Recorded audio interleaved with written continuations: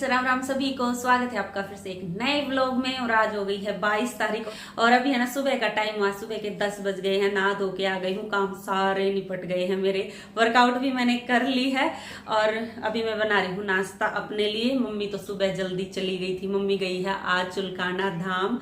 सुमन aunty है ना, तो वो जा रही थी तो उनके साथ ही खाटू श्याम जी के दर्शन करने गई है, खाटू श्याम के मंदिर में चुलकाना धाम।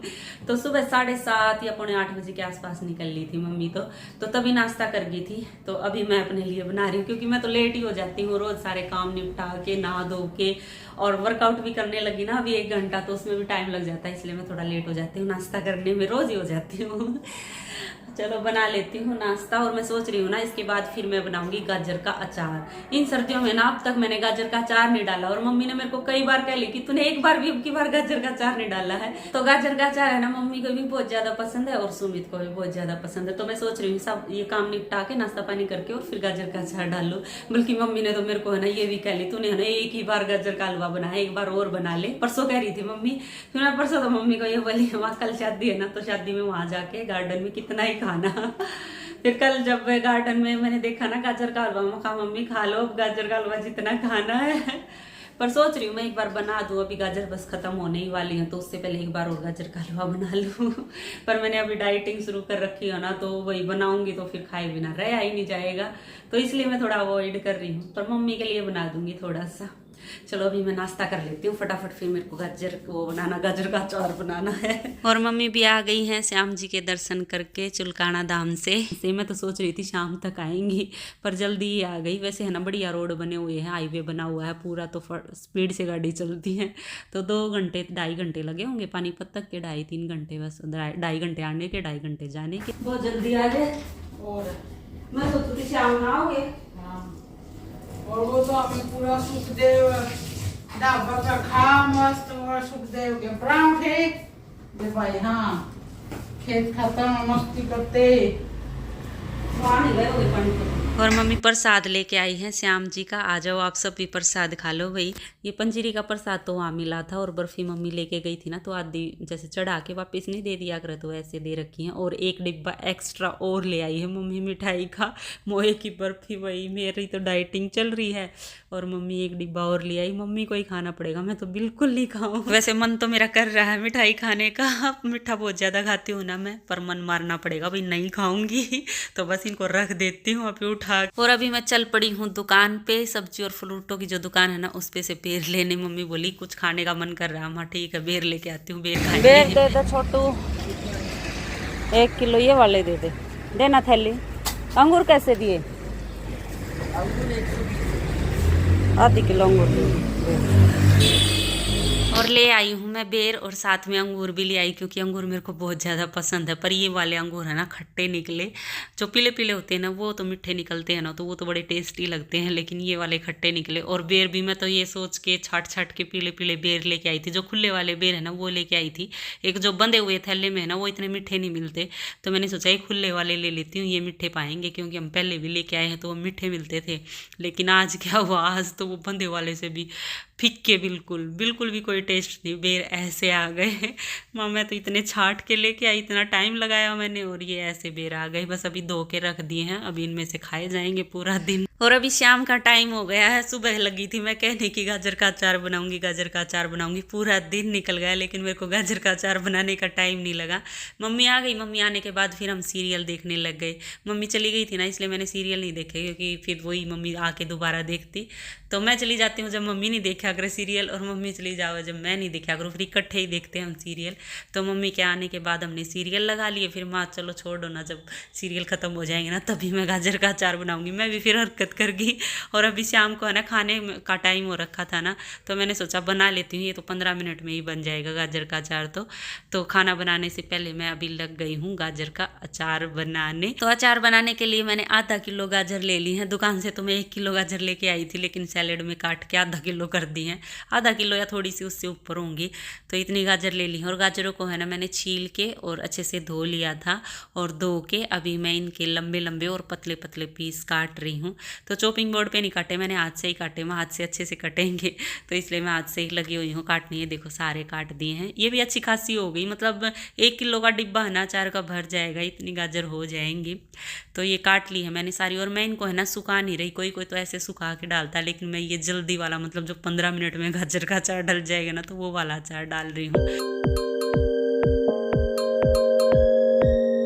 तो गाजर तो काट के तैयार कर दी है मैंने और अभी मसाला तैयार कर लेते हैं। तो मसाले के लिए मैंने एक फ्राई पैन ले ली है और उसमें मैंने डाल ली है राई, साबुत धनिया, जीरा और सौंफ और मेथी।